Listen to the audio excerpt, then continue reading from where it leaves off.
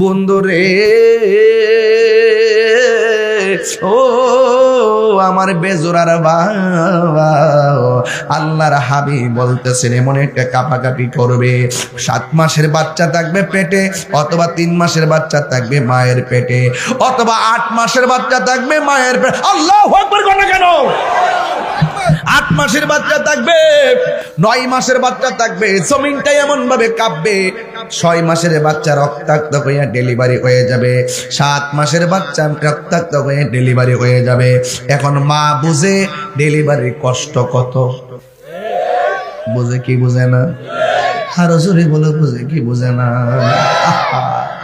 কিয়ামতের বড় আলামতের ভিতরে একটা বড় আলামত হলো, এই দুনিয়ার মধ্যে যত বড় বড় পাথর আছে, পাহাড় আছে, এই পাহাড়গুলো তুলার মতন আসমানে উড়ে যাবে। সুবহানাল্লাহ। যখন পাহাড়গুলো উড়ে যাবে, এখন প্রশ্ন হলো হুজুর, রাঙ্গামাটি গেলে অনেক বড় বড় পাহাড় দেখি, এই পাহাড়গুলোতে মানুষ বাড়ি বানাইতে পারে না, এই পাহাড়গুলোতে মানুষ ঘর বানাইতে পারে না, ফসল ফলাইতে পারে না। আল্লাহ রাব্বুল আলামিন এই পাহাড়গুলো কেন দুনিয়ার মধ্যে বানায় রাখছেন? আমার আল্লাহ কোরআনে বলেন, আল্লাহ রাব্বুল আলামিন কোরআনের মধ্যে বলছেন, ওয়াল জিবালা আওতাদা, ওয়াল জিবালা আওতাদা। আল্লাহ রাব্বুল আলামিন কয় এই পৃথিবীর মধ্যে আমি পাহাড়গুলা বানাইছি পেরেক হিসাবে, এই জন্য দুনিয়াটা নড়াচড়া করে না। যেই দিন পাহাড়টা উড়ে যাবে, দেখবা শান্ত জমিন অশান্ত হয়ে যাবে। এরপরে অশান্ত কেমন হবে? আল্লাহ রাব্বুল আলামিন কি প্রশ্ন করি, আল্লাহ যখন এই পাহাড়গুলো উড়ে যাবে মানুষের অবস্থা কি হবে? আমার আল্লাহ বলেন, ইয়াউমা ইয়াকুনুন নাসু কাল ফারাশিল মাবসুস। সেই দিন মানুষগুলা ফড়িং এর মতন উড়াইলা উড়াইলা ব্রাহ্মণ পাড়ার মানুষ উইরা যাইয়া পড়বে। বুড়িচং হতে পারে, বুড়িচংয়ের মানুষ ফেনী যেতে পারে, ফেনীর মানুষ ইন্ডিয়া চলে যেতে পারে। চোখের পলকে মানুষ ছিটকে ছিটকে মা থেকে আলাদা হয়ে যাবে, বাবা থেকে আলাদা হয়ে যাবে। আমার যুবক ভাইরা, আল্লাহ রাব্বুল আলামিন কোরআনের মধ্যে বলে দিয়েছেন ওই সময় জমিনটা কেমন ভাবে কাঁপবে। আল্লাহ রাব্বুল আলামিন বলেন, ইযা সুলজিলাতিল আরদু সিলসালাহা। আল্লাহ রাব্বুল আলামিন বলেন সেই দিন জমিনটা কম্পনে প্রকম্পিত হয়ে যাবে। ওয়া আখরাজাতিল আরদু আসফালাহা। জমিনের নিচে অনেক খনি আছে, এই খনিগুলো বের হয়ে যাবে, এমন ভাবে নাড়া মারবে উপরের মাটি নিচের মাটি সব গুঁড়া হয়ে যাবে। জনম জনম যদি গাহি তোমার মহিমা গাওয়া শেষে হবে নাহি। বলুন, জনম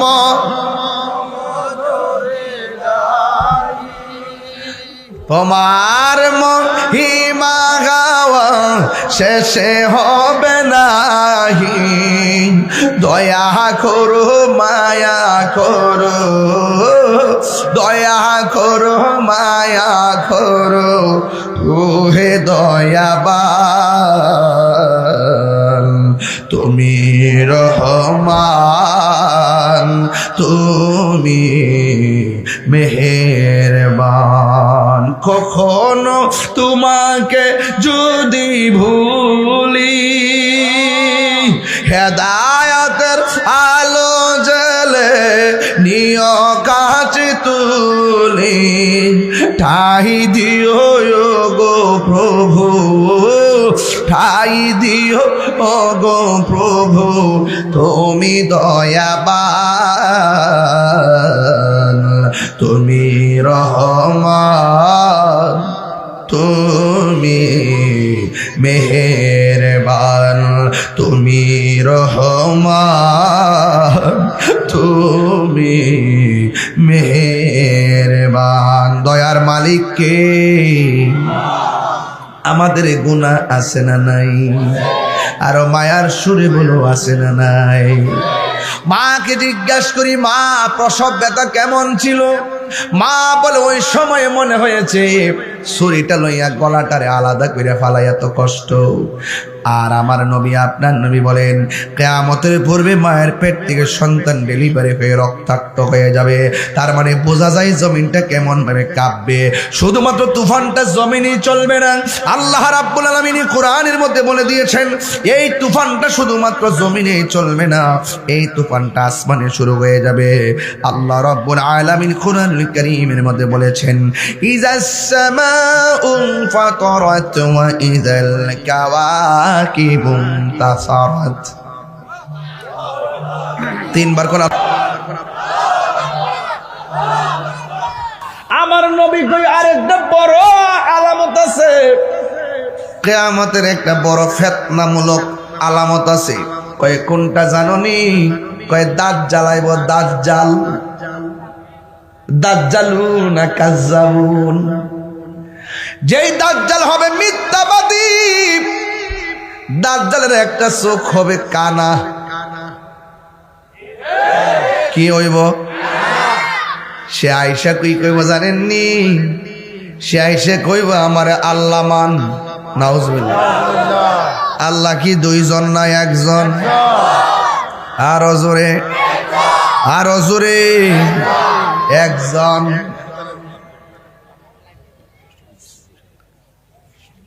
ওই আল্লাহ হলো একজন, আর দাজ্জাল আয়া কইবা আমারে আল্লাহ মানবেননি। কিন্তু কিছুই করার থাকবে না রে বাবা।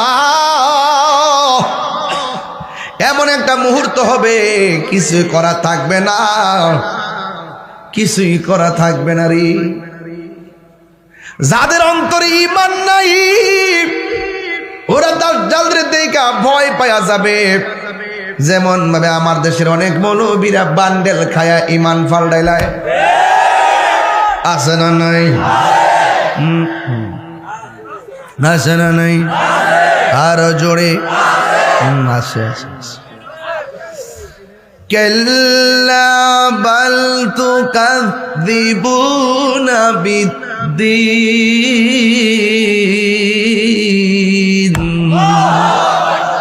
দিন অস্বীকার করা যাবে?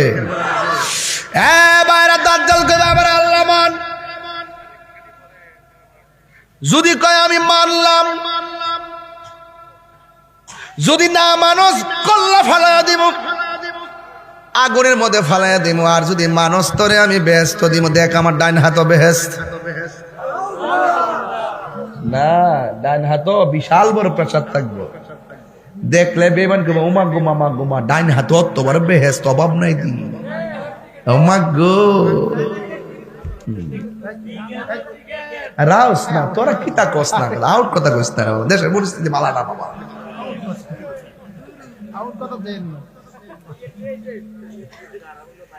এ আমার বাবারা, আরে খাতের মধ্যে আগুন। দাজ্জালের চোখ দুইটা না একটা? আর একটা চোখ কি? কানার ঘরের মেনা।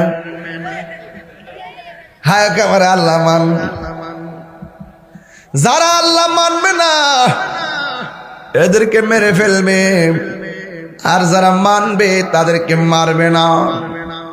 এবার মায়ের ডরে সবাই অনেকে আল্লাহ মানবে, আর যারা ইমানদার হবে, ইমানদার বলবে তোর আল্লাহ মানতাম কি লেগা। তোর কপালের মধ্যে তিনটা আরবি লেখা দেখা যায়। একটা হলো কাফ, আরেকটা হলো ফা, আরেকটা হলো র। কাফের। তুই হলি কাফের, তোরে আল্লাহ মানবো না। আমার আল্লাহ বড় সুন্দর, আমার আল্লাহ কোনদিন কানা হতে পারে না। হাত তুলে আল্লাহু আকবার।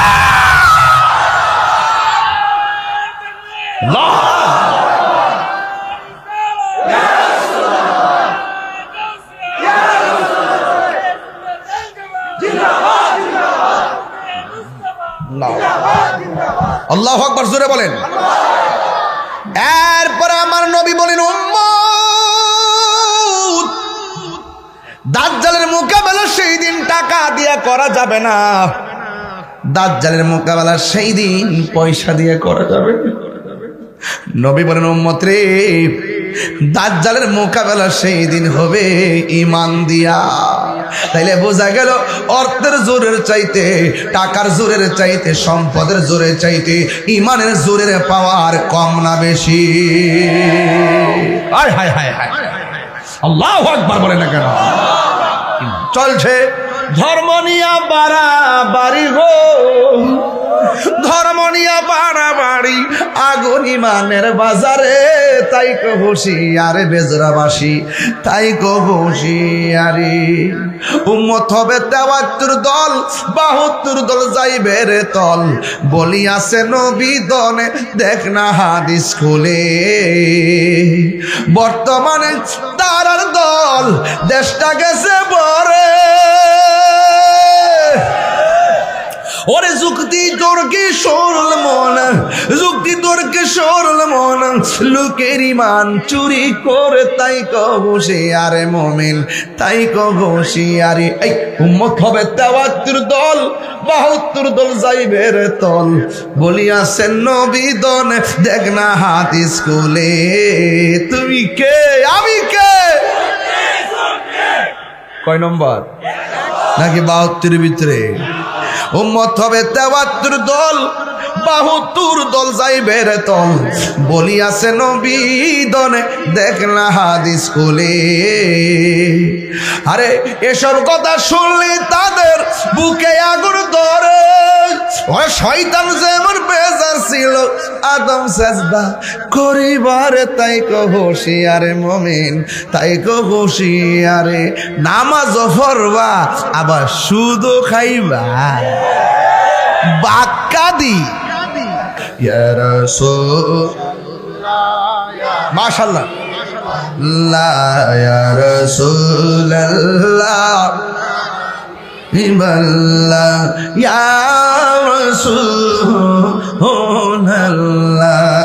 তুমি মোদের আশার আলো, তাই তো তোমায়,